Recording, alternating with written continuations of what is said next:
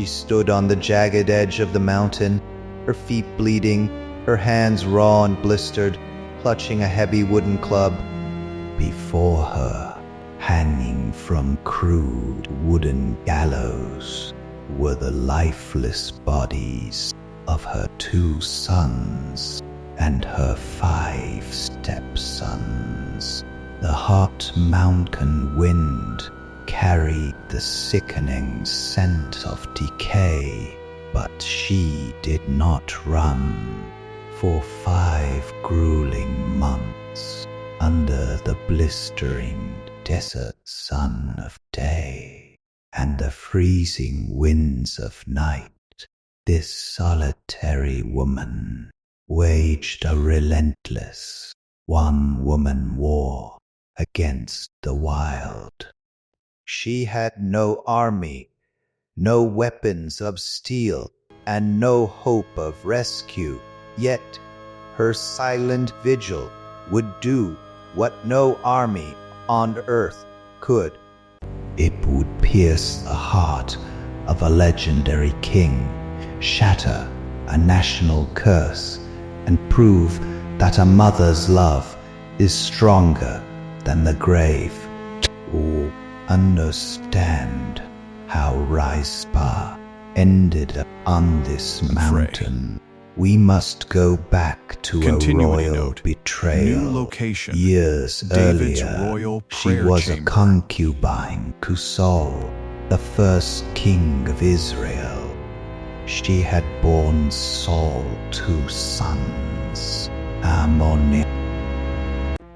The Gibeoni representatives of Hanson stand firm with a grim resolve for their and demand. Mephibosheth, boys who grew up with the promise of a bright future. But when King Saul died in a catastrophic battle on Mount Gilboa, Rizpah's world collapsed. The dynasty fell.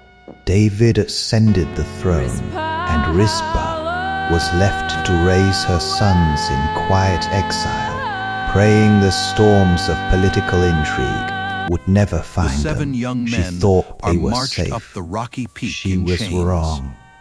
The past has a terrifying way of hunting down the innocent. For Rizpah, it began with the dust. One morning, the winter rains simply did not come. The fields of Israel remained dry, the soil cracking like parched lips. A second year passed, then a third, until a devastating famine gripped the nation. Rivers dried into dusty roads, livestock died, and the cries of starving children filled the air. Desperate, King David sought the Lord. The divine answer was chilling. The land was cursed because of blood guilt. Years earlier, King Saul had broken a sacred covenant, attempting to annihilate the peace-loving Gibeonites. Now, their unavenged blood was crying out from the soil, choking life from the kingdom. David sought out the Gibeonites to make amends. They did not want gold. They demanded justice.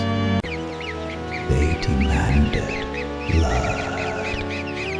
They requested that 7 male descendants of King Saul be handed over to be executed and exposed on the mountain of Gibeah, the hometown of the tyrant who had tried to destroy them. David was trapped in a horrific dilemma. The survival of his nation hung in the balance, while he spared the son of his beloved friend Jonathan. His search for Saul's remaining descendants led him straight to the quiet home of Rizpah. Imagine the paralyzing terror that gripped Rizpah when royal guards arrived at her door. Her sons had committed no crime, yet, because of the sins of a dead king, her boys were dragged away in chains. Rizpah wept, begging the soldiers to take her instead. but her cries were swallowed by the wind. Her two sons